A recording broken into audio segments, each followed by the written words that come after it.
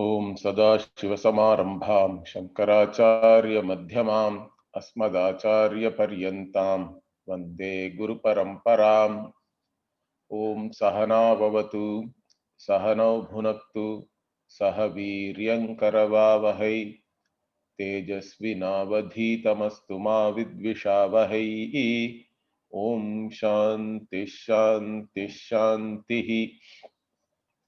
ओम सहस्रशीर्षा पुरुषः सहस्राक्षः सहस्रपात् स भूमिं विश्वतो भृत्वा अत्यतिष्ठद्दशाङ्गुलम् पुरुष ये वेदगुं सर्वं यद्भूतं यच्च भव्यं उतामृतत्वस्येषानः यदन्नेनातिरोहति एतावानस्य महिमा अतो ज्यायागिश्च पूरुषः पादोऽस्य विश्वाभूतानि त्रिपादस्यामृतं दिवि त्रिपादूर्ध्वौदैत्पुरुषः पादोऽस्येहा भवात् पुनः ततो विश्वं व्यक्रामत् शासनान शने अभि तस्माद् विराड जायत विराजो अधिपूरुषः स जातो अत्यरिच्यत पश्चाद्भूमिमथो पुरः यत्पुरुषेण हविषा देवा यज्ञमतन्वत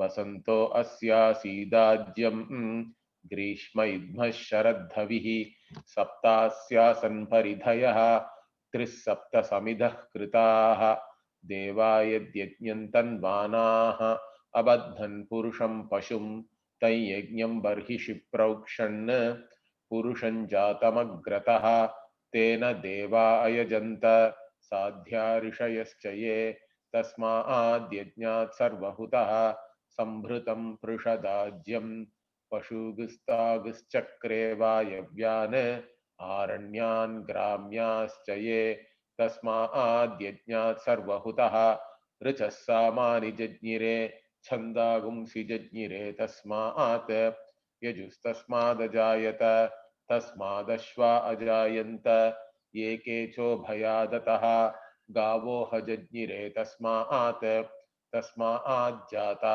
अजावयः यत्पुरुषं व्यदधुः कतिधा व्यकल्पयन् मुखं किमस्य कौ बाहु काहूरुपादावुच्येते ब्राह्मणोऽस्य मुखमासीत् बाहुराजन्यः कृतः ऊरू तदस्य यद्वैश्यः पद्भ्यागुं शूद्रो अजायत चन्द्रमा मनसो जातः चक्षुः सूर्यो अजायत मुखादिन्द्रश्चाग्निश्च प्राणाद्वायुरजायत नाभ्या आसीदन्तरिक्षं शीर्ष्णोद्यौ समवर्तत पद्भ्यां भूमिर्दिशः श्रोत्रात् तथा लोकान् अकल्पयन् वेदाहमेतं पुरुषं महान्तम् आदित्यवर्णं तमसस्तु पारे सर्वाणि रूपाणि विचित्य धीरः नामानि कृत्वाभिवदन् यदास्ते धाता पुरस्ताद्यमुदा जहार शक्रः प्रविद्वान् प्रदिशश्चतस्रः तमेवं विद्वान् अमृत इह भवति नान्यः पन्था अयनाय विद्यते यज्ञेन यज्ञमयजन्त देवाः तानि धर्माणि प्रथमान्यासन् ते हनाकं महिमानः सचन्ते यत्र पूर्वे साध्याः सन्ति देवाः। ओम नमो नारायणाय. So this 18 rigs, with this actually the Purusha Sukta is over. In fact, in the Rig Veda, only the first 16 are there. Up to this Namani Kritva Bhivadaniadaste. So only this 16 are there in the Rig Veda Purusha Sukta. In Taitriya Samhita, we have this 17 and 18 also. In the Yajurveda Purusha Sukta, we have additionally these two rigs. We saw, I think, up to the 15, okay, how this Purusha is manifest as everything. So what is the implication of that? That's what we have to understand. if Purusha is manifest as everything, Purusha is also manifest as the Dharma. Okay, that is one of the first thing we have to understand, because the entire world is supported by a certain order. If there is no order, there is no world. Okay. In fact, dharma also we define in a very large, in a very expansive way. If we define, okay, that which supports is dharma, dharayati. Now, what supports this universe and the life in this universe and the universe as we know? What is it which is supporting this? If we see, it is supported by order. There is a physical order. There are physical laws. These physical laws only makes the world what we are encountering it as it is, correct?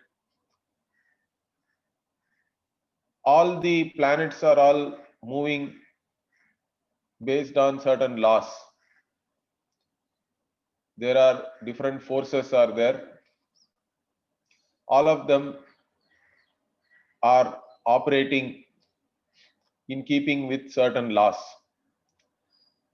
Now, if these laws are not really laws and things keep changing all the time, then we will have only chaos, correct? We won't be having the world as it is. Let us say the gravitation today is in one level. Tomorrow it becomes different. Means it won't work. None of our mechanics and machines and all will work if laws keep changing every day.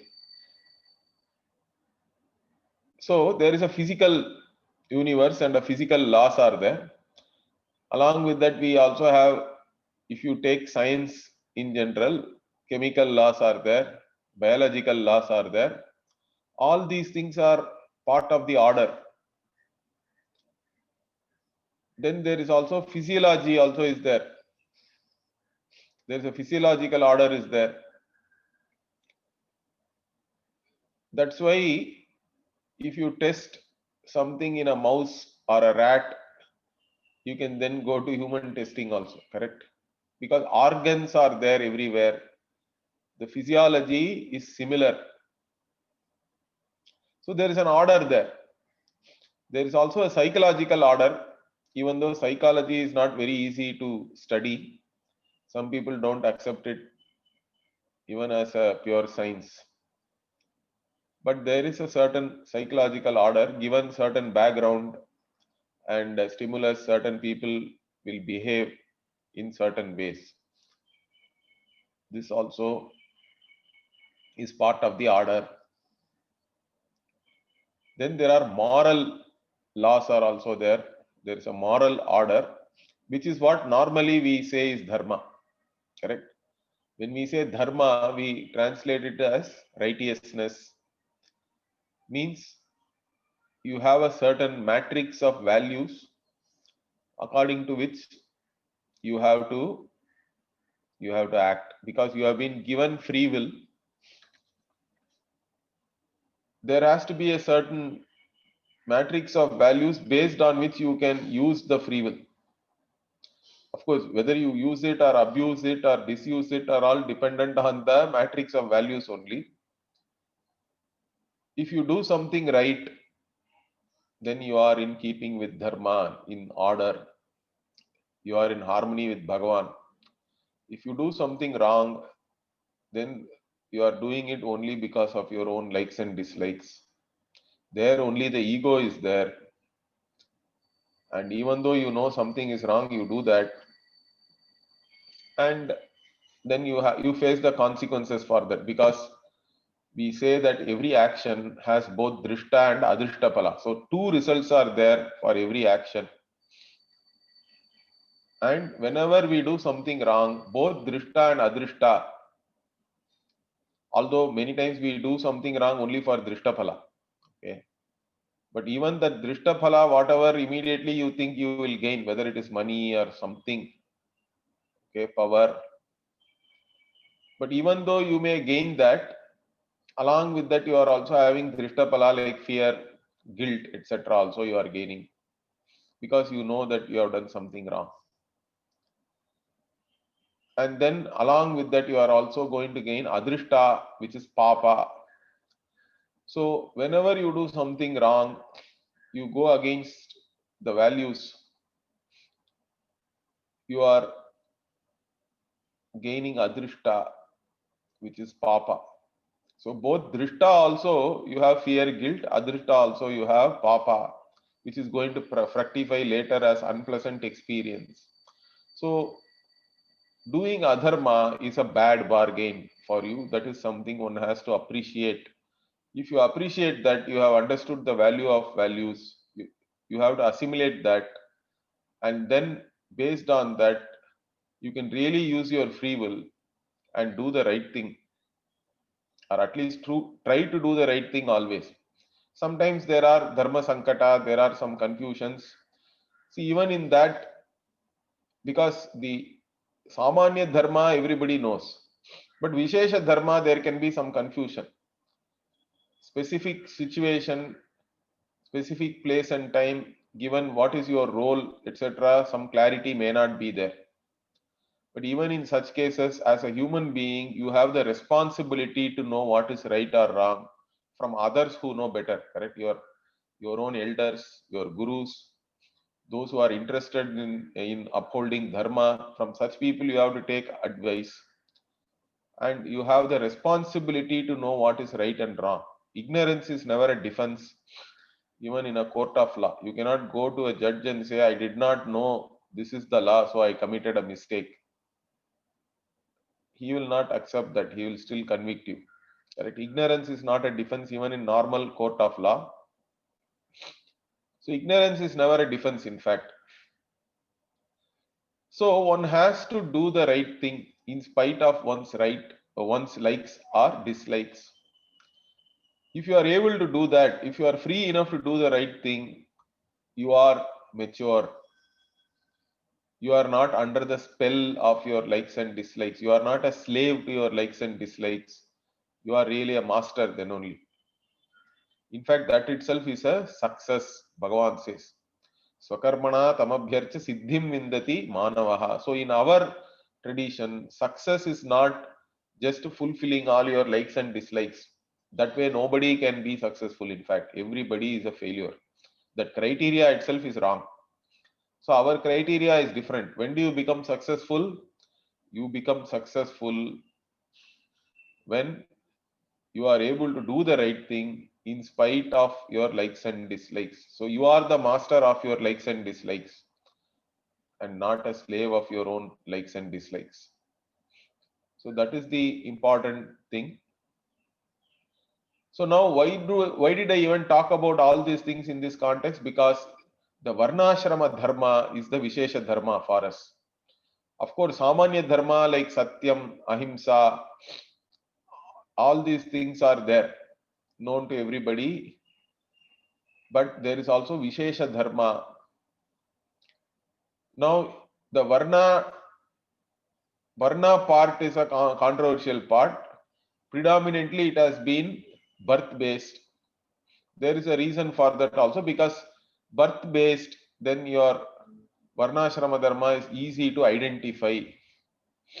If it is not birth based, then one has to work out what is one's own Dharma, Vishesha Dharma, which itself may not be easy. If you keep on changing that also, it's not going to be right. So in a non-competitive society, it was easy to base your duties on your birth itself. But that may be looked upon as some kind of a discrimination nowadays. Then one has to work out how, because certain types of lifestyle are looked down upon. But if you talk to the same people, they may not look upon it like that. It's all anyway. So, but one's duty is very important. When we say Varnashrama Dharma, Vishesha Dharma, it is nothing but your duty. That is the spirit of that. So you have to know what is your duty. Once you have clear knowledge about that, whether you take it as a birth-based duty or whatever currently role you have, correct? You have grown, you have studied, you are working, you have become a family person. Based on all these things, you know what are your duties. Then do your duties. Doing your duty in spite of your likes and dislikes, you gain maturity. That is the way which our rishis have given for us. So if you do your duties, in fact, you have no rights. Everybody has only duties. You do your duties, all others will get their rights also. Okay, you will also get your rights if others are doing their duty. So that is the vision, that is the Vedic vision. So that's why the Varna Shrishti and all is talked about, even in the Purusha Sukta or even in Brihadaranyaka Upanishad, everywhere. The duties according to the Varna, that is talked about. Of course, ashrama is there. As a student, also, you have duties. As a householder, you have duties. Then, once you are retired, also, you still have certain duties. Even as a sannyasi, you are not supposed to have really any duties, but you can take a role of a teacher or you can be a student. Those are the two roles for a sannyasi. I won't say it is a duty, but it's a role. If you are a sannyasi to learn vividisha sannyasa, means you want to learn, you are committed only to Atma Vidya.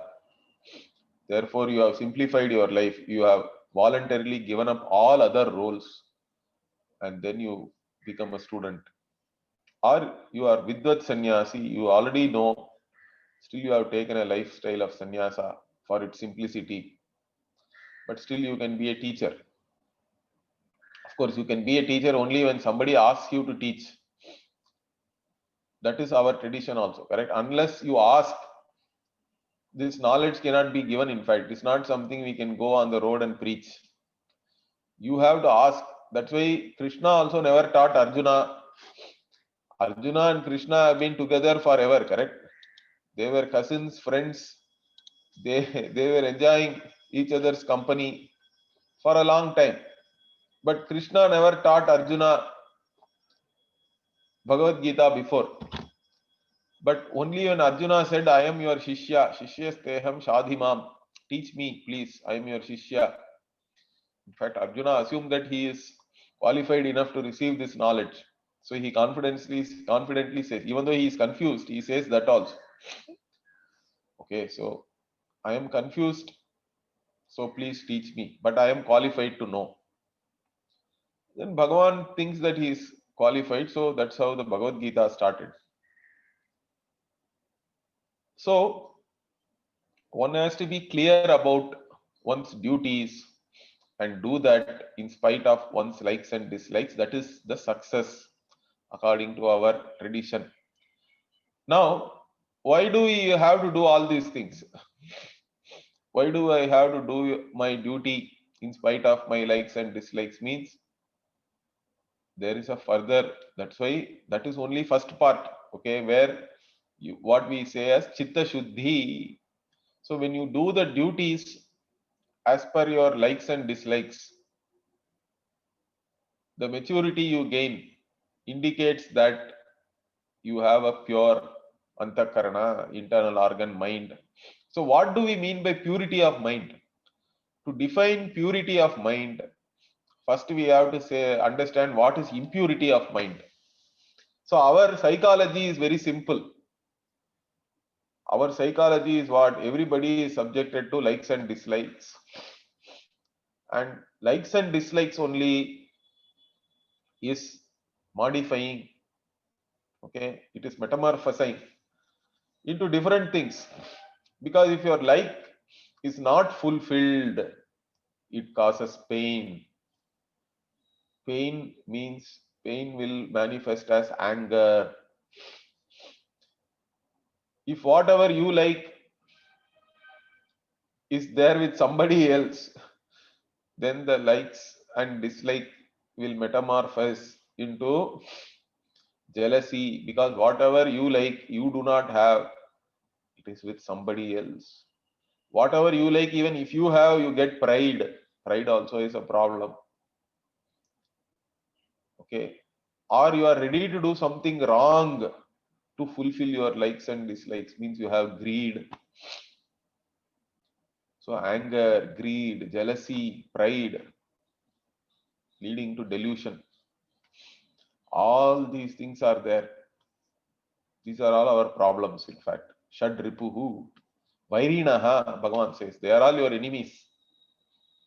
Kama, Krodha, Lobha, Moha, Mada, Matsarya. They are your enemies. So you have to get out of their spell, their control. You should be the master of yourself. Swarat, that is what is called Swarat. Okay. So to gain that means you are free from all these impurities, these 6 impurities, means you have a pure mind. Pure mind means you are able to do the right thing. You are free enough to do the right thing, means you have a pure mind. Then you are qualified for something else. Okay, what is that? That is moksha. Because all of us, our fundamental problem is that we think we are a limited individual, separate from everything else. But the whole vision of Purusha Sukta is what? There is only one Purusha who is manifest as everything. And in this manifestation, do not leave out yourself. That is the main problem everybody has. Bhagavan is everything. You can say like this. And once it comes to your own body, it stops right here. What about here also? What about this body? Body itself is nothing but Panchabhuta. Bhagavan only is manifest as the Panchabhuta. Even mind also is nothing but Panchabhuta, correct? We have this concept of Panchikaranam and all that. That's why we talk about subtle body, gross body and all, correct? We have Sukshma Sharira, Sthula Sharira. So the Sukshma part is made up of the Sattva Guna aspect of the Panchabhutas. The Sthula part is made up of the Tamo Guna, like that and all we say. The Prana and all is the Rajo Guna. Okay, even in the Sukshma, one part Prana is Rajo Guna, mind and Indriyas are Sattva Guna. Like that, Sattva Rajas Tamas based, we account for everything. The current scientific paradigm is only talking about a physical universe, correct? Even there, they are struggling in some fundamental questions. They are not able to answer. But at least scientists are, they know what they know. And if they don't know, they may give out some theories and all that. But a real scientist is somebody who is humble also. They know the limits of their knowledge. So here, our vision, the Vedic vision is that we are not only talking about the creation of the physical world. Of course, the Virat Purusha is the physical totality, but there is also Hiranyagarbha, Sutratma and all that we say. The collective Sukshma Sharira also is very important, correct? So our Srishti Prakriya, our whatever creation, explanation for creation we give, accounts for everything. Understand that. It's not just even our 5 elemental model of creation, Panchabhuta model, accounts for both the physical world and the mind and prana, etc. also, the subtle world. So everything is this Purusha, including your body, mind, sense complex. That means, what is this I then? Because my sense of I is based on my body, mind, sense complex only. When I am having this identity based on my own body, mind, sense complex, what am I having? I am having only all limitations. In fact, all problems are starting from there only. Because as soon as you identify with your body, body is limited, body is small, world is so big, and body is not perfect. Body has its own problems. It is not in the color you like. It is not in the shape you like. Correct? All these issues, body based issues are there. If you are the mind also, there are problems. If you are the prana also, there are problems. I am hungry, I am thirsty. Identity with reference to indriyas, sense organs, problem. I am blind, I am deaf. All these issues. With reference to mind, I am idiot, I am knowledgeable. So, the identity based on body mind sense complex is the problem. In fact, nobody even analyzes that whether it is truth or not. It is taken for granted. It is all avichara siddha, we say. Without doing any vichara, if I ask you who you are, you all say, I am so and so, based on your body mind sense complex only. That so and so is a problem. Whether that so and so is real, that identity is real, you have not analyzed. Of course, if you are a student of Vedanta, that is the analysis we have to do all the time. We say Atma, Anatma, Viveka first has to be there. What is Atma? What is Anatma? And within the realm of Anatma, body also has to come. Because how do we do the analysis? The analysis is very, very simple. Understand that. The Atma, Anatma, Viveka is what? Whatever I see is not I. That's all. Whatever I know, whatever I see is not I. I see my body, therefore I am not the body. I know my hunger, I know my thirst, I am not the prana. I know all my thoughts. I know what is happening in the mind, the emotions which are going through. So I am not the mind. I am only the knower, the subject, the conscious being who is knowing everything all the time.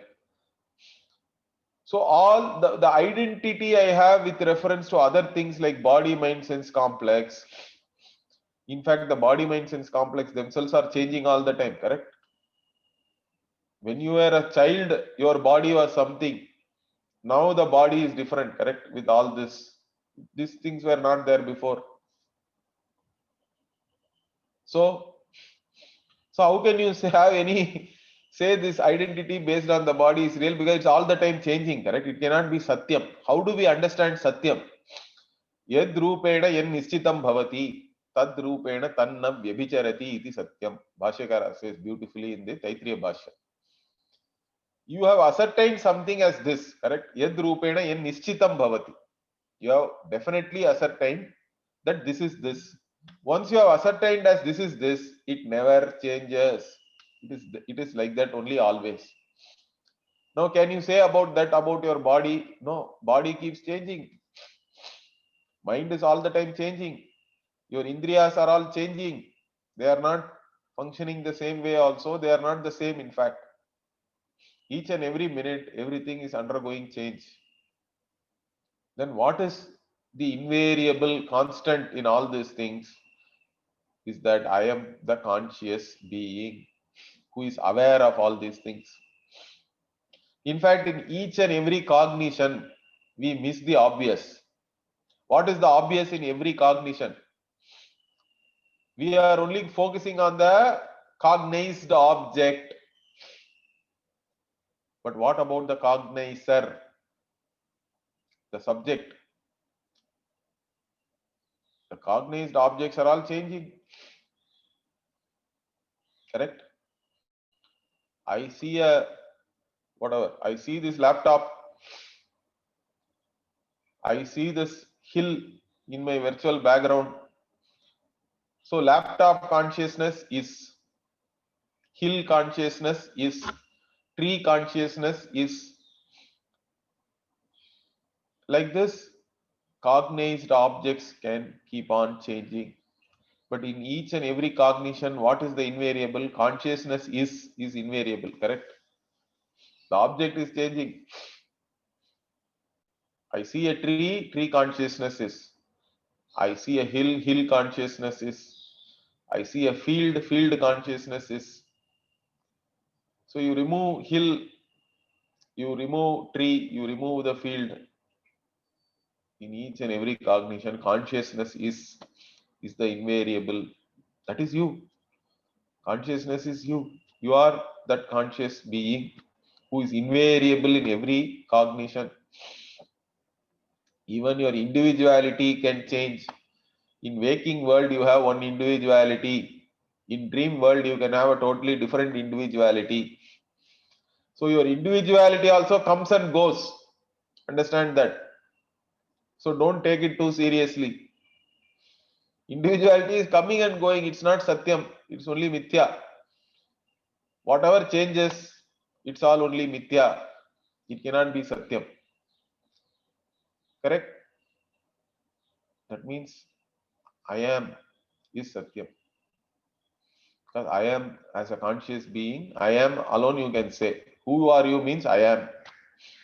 But as soon as you say I am so and so, then it's all you are now associating I am with the all Mithya. That means you will become limited. Because all objects of knowledge are limited by the very fact that they are an object of knowledge. I am both the object and the subject, in fact, that is my reality. So that's what is the vision of the Veda.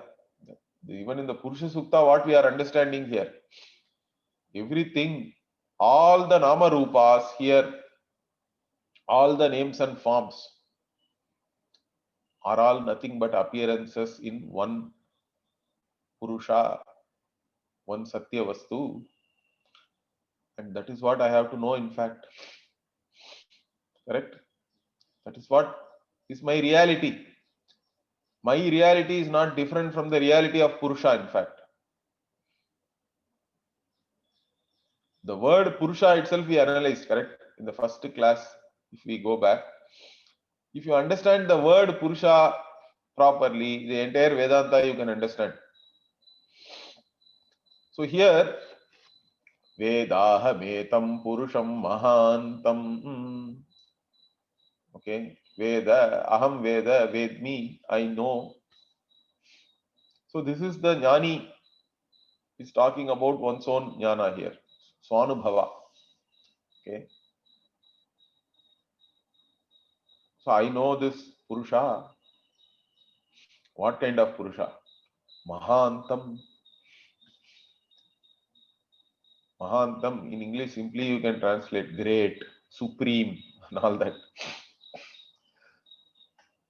In fact, another Upanishad, Kathopanishad beautifully says what? Anoraniyan, Mahato Mahiyan. Correct? Asya jantor nihito guhayam tamakratuh pashyati vita shokaha dhatu prasadat mahimanam atmanaha. Like that, we have a Kathopanishad Vakya is there. Anoraniyan Mahato Mahiyan. It is very famous. This Atma is smaller than the smallest, larger than the largest, bigger than the biggest. Mahato Mahiyan.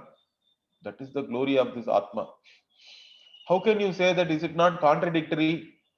How can the same thing be smaller than the smallest, bigger than the biggest? Even here we say, correct? Pado osya vishwa bhutani. This entire Srishti is only one pada of this Purusha, we say.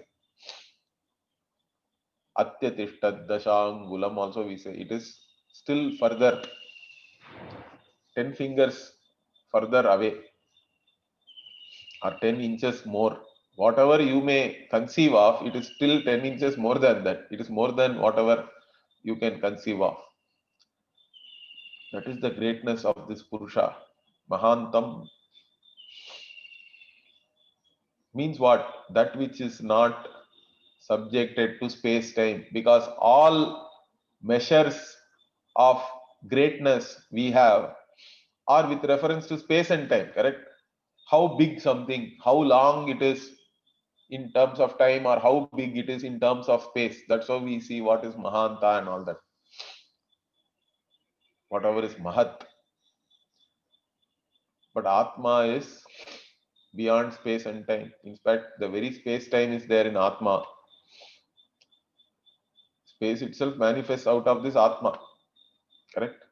Tasmad etasmad atmanaha akashas sambhutaha. Akasha is not separate from this Atma, in fact. So, although the Atma appears as the Akasha, but it is not limited by that, correct? Atma being Atma appears as the Akasha.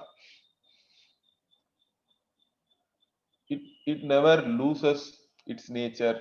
That's why it is Satyam. It is always the same conscious being, limitless because of that. Because it is the same always. Navyabhijarati. Does not change. Once you know yourself as who you are, then that is the only real knowledge, in fact, because that is the only thing which never changes. All other objective knowledge, you can never have any certainty. Everything, in fact, you can even reduce it further, correct? If you say this is a tree, I will say it is nothing but cells. Biologically, it is only cells.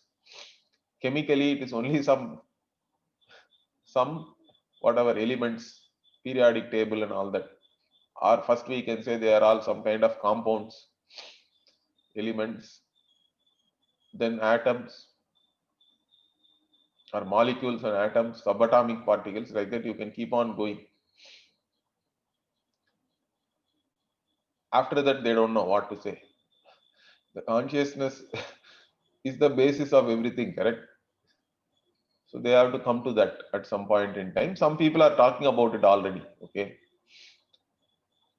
Some physicists and all that, they have this insight that everything is based on this consciousness. So this entire Srishti, even whatever Big Bang and all that they talk about, it is all nothing but an expression of the one consciousness. So this Mahantam Purusham Veda Aham Yetam Purusham, this Purusha, who is this great Purusha, means limitless. Whatever you think of, all that is nothing but a manifestation, or whatever you can think of, or even what you cannot think of. Understand that everything is this Purusha only. So, what is the form of this Purusha? In fact, this particular 16th rig is being looked upon in two ways. Okay, it can be looked upon also as a upasana, because as a dhyana and upasana. Aditya varnam tamasastu pare. So this Purusha is Aditya Varna, is like Aditya. Aditya Varnam. So why is it said as Aditya Varnam? And before we come to Aditya Varnam, Tamasastu Pare, one who is beyond Tamas. Tamasaha, Tu also is there, Tukara. Okay, that is an emphasis is there. Beyond all ignorance, all darkness, like even the sun is beyond all darkness, correct? Light and dark, day and night is only on earth. We say sun is rising. Sun really never rises. Earth only is rotating anyway. And sun may be covered by clouds, but even that cloud you are seeing only because of sunlight, correct? Sun does not have any darkness in it. It is all light only. So here Aditya Varna means Aditya Rupa. Like this Aditya, which is shining. And here from Aditya Varna, what should we understand? It is Swayam Jyotihi. Aditya does not require any other light. All other things on the earth, in darkness you cannot see anything. Now, to see all other things, you need the light of Aditya. But Aditya itself does not require another Aditya or another light. You don't shine a torch on the sun to see the sun, correct? But if we question little bit more, what if the sun is not there? Then how do you see? This is the Ekashloki, correct? There is a very famous Ekashloki attributed to Adi Shankara. So even there is this Natatra Suryo Bhatina Chandra Tarakam. So we chant that every day. We do Arati to Bhagavan and say Natatra Suryo Bhatina Chandra Tarakam. So not only the Surya, but even Chandra and Taraka, none of them. So first we say the Surya does not require any other light to see. But even the Surya to be seen, there has to be consciousness, correct? Consciousness alone sees everything, including Surya and its light, etc. That way, if you see, even the sun does not shine. When the sun is not shining, of course, you have Chandrama. But even Chandrama's light is indirectly sun's light. Then if Chandrama also is not there, Amavasya, then you have Agni. You can shine. What if Agni is also not there? Means you have to see only with your mind. And even if the mind is not there, you are in deep sleep, means I am the only light there, correct? I am the Alupta Drik. I am the seer who has no eyelids, in fact, always open. Because I am consciousness, I am awareness. I am aware that there is nothing to know. Because mind also has resolved. I am this awareness whose awareness never leaves. Okay, Drishtahe Drashtaram, like that Brihadaranyaka says. The seer of the sight. Because I know I see, correct? That is me, that conscious being. Whether the eyes are seeing, I know. Whether the ears are hearing, I know. Whether the nose is smelling, I know. Who is knowing all these things? That is you, that conscious being. And for that conscious being, Vipari Lopo na Vidyate, it never stops. You are the unceasing seer of even the sight, okay? Unceasing seer of sight. That is you. You never cease. You never stop. Because that is your very nature. That is the only Satyam, in fact. So this Aditya Varnam means what? Swayam Jyotihi. The Aditya, Chandra, Taraka, Vidyut, lightning, none of them really shine, in fact. Not even Agni. Tameva Bhantam. This Atma alone shines, in fact, really. Everything else only shines after. Anubhati Sarvam. Tasya Bhasa Sarvamidam Vibhati. Only the Atma's effulgence, Swaprakashatvam, shines through everything that is there here. Because everything becomes evident to Atma. Atma is self-evident, self-existent, self-evident. So how do I understand? To know everything else, you need a means of knowledge. Correct? If you want to see something, you require eyes. For hearing, you require your ears. Or you infer that something is there. So Pratyaksha, Anumana, all these different pramana you have to use to know something. But if I ask, are you there? Do you have to use your eyes to say, I am there, okay, I am able to see me, therefore I am there? Or because I am married, I must be there. Are you doing any anumana like that? Because I have a spouse, I have to be there.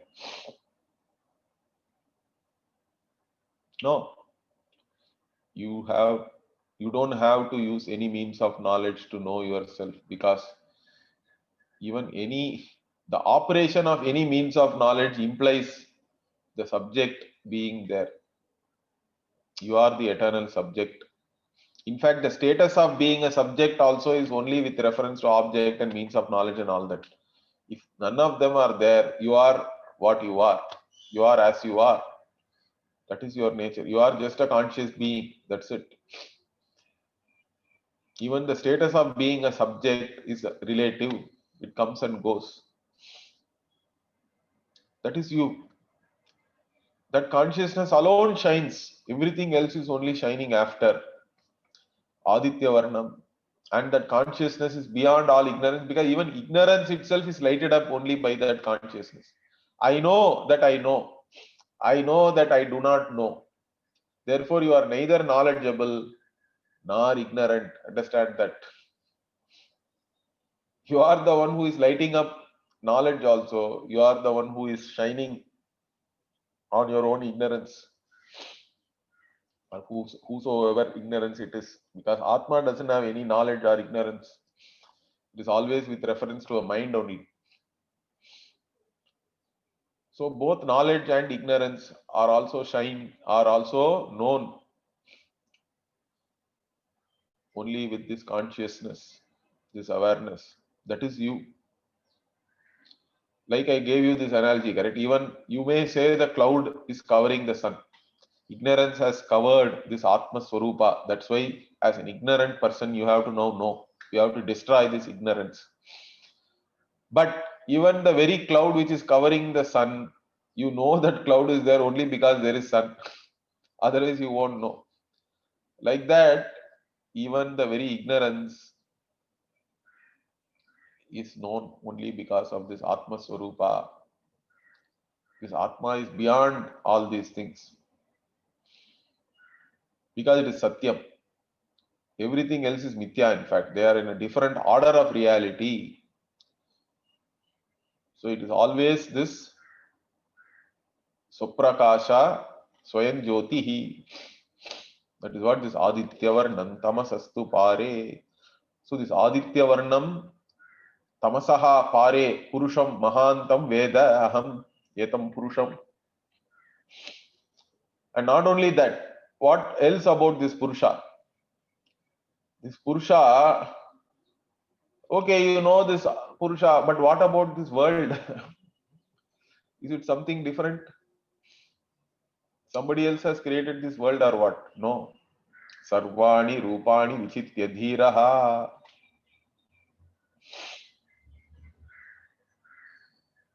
So Yat Purushaha, in fact, we have to start from here. If you do Anvaya of this, Yat Aste, Yat Purushaha, or Yat Purusham, Mahantam, Aditya Varnam, Tamasastu Pare, Sarvani Rupani Vichitya, Namani Kritva Abhivadan, Aste, Tam Aham Veda, like that we have to do. That Purusha, who is Mahantam, who has Aditya Varna, who is Swayam Jyotihi, who is beyond all ignorance, and who is there as all the Nama and Rupa. Correct. Sarvani Rupani Vichitya Dhiraha. So Visheshena Nishpadya, Vichitya means. So specially he has brought out all these Rupas. Okay. The Nama Rupa, whatever you are encountering here, don't think it is something different. It is all only appearing in your Atma alone. It's not separate. And just because all these things are appearing, that doesn't mean Atma has undergone any change or anything. That's why we say Vivarta. So Vivarta Upadana means what? Swaswarupa aparityagena rupantara apattihi, we say. Swaswarupa aparityagena, without giving up one's own nature, you take up n number of forms, limitless forms. Sarvani Rupani, in fact. So this Atma, this Purusha has taken up all the forms which you can see here. Okay. It has brought out all these forms, especially for you. And what are the forms? Anything you encounter. Like even the same gold is seen as a bangle, as a chain, as a necklace, whatever. A number of jewelry are there. Unlimited jewelry in the gold universe. But all that is there is really gold. Gold, without losing its very nature, has become all this jewelry. Like that, this Bhagavan, this Purusha, this Atma has brought out all these wonderful forms. Okay.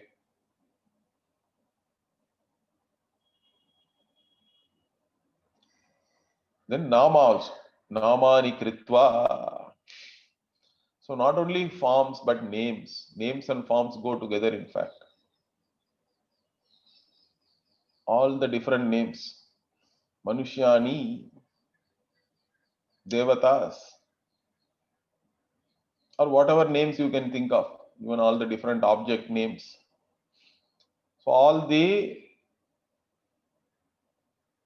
names, this Atma alone is being talked about. Okay, all the Vyavahara which is happening, Abhivadan, means it is being called with all these names. Yet Purushaha, the Purusha who is being called with all these names, the Purusha, the one who is appearing as all these forms, correct? That Purusha, Aham Veda, I know. So I am the knower of this Purusha means what? I know that I am the limitless conscious being who is appearing as all these things. Correct? I am the Prajnana Ghana,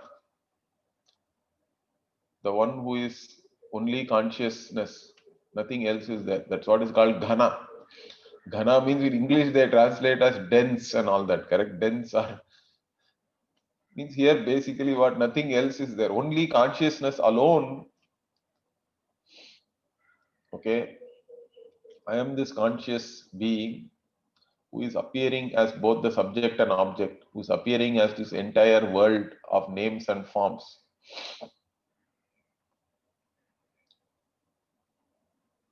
So that means what? This Purusha is beyond all ignorance.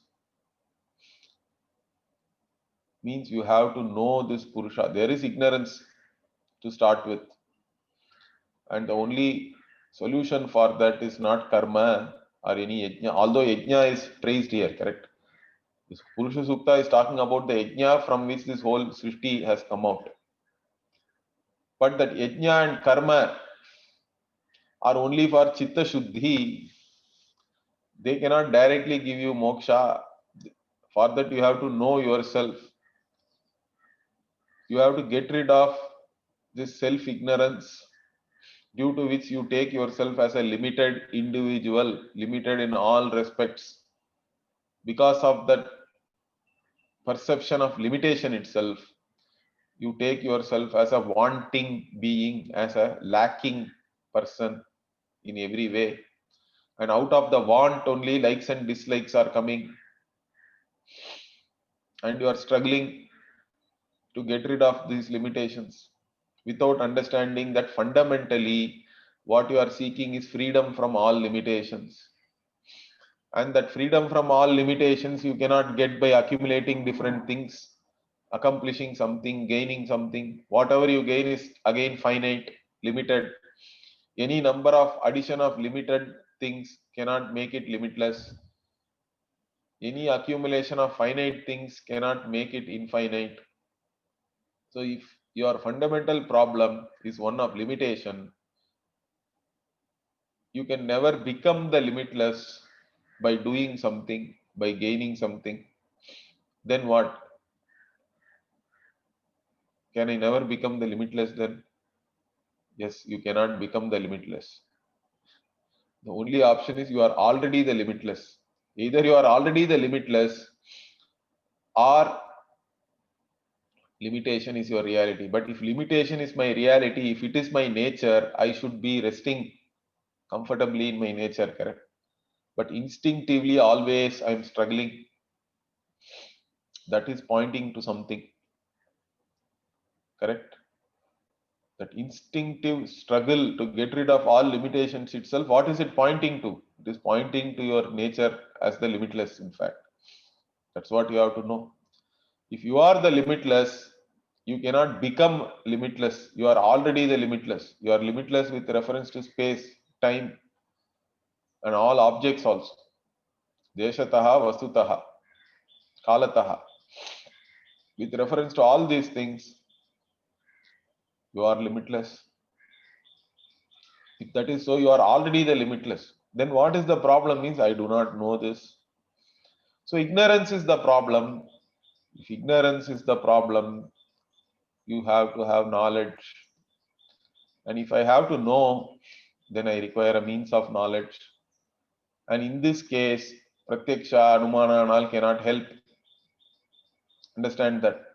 Because those pramana are only in fact reinforcing your ignorance by making you a subject in this objective world.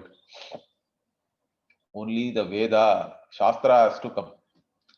But if Shastra I have to know, I am not able to study the Shastra myself and understand. Even to interpret the first sentence in the Shastra, you should know the entire Shastra. So it becomes a catch-22. Correct? Then how will I do means, that is why you require a Guru. Guru Shastra Upadesha, without that, this Ajnanam will not go. So one has to approach a Guru and learn from a Guru the Shastra properly. Only for such people, those are the people. Dhiraha also, one word is there here. Correct? Aham Dhiraha, you can take it along with that also. Being a Dhira means Dhira means Viveki Purusha. One who has discrimination with reference to your Purushartha. And one who is ready also for this knowledge. Dhiraha means one who is qualified. Being a Dhira, Aham Veda, I know. But knowing also is only through Shastra and Guru Upadesha, that we should not forget, understand that. Shastra, Guru Upadesha, without that, you cannot know yourself. Because Shastra is the Darpana, it's like the mirror. The subject can never know itself. So, to know the subject, like your eyes can never see itself. To see your eyes, you require a mirror, a reflecting surface. Similarly, to know yourself, Shastra is that mirror which shows your true nature to yourself. And Guru is the one who is bringing that teaching to you. And that's how you know this knowledge.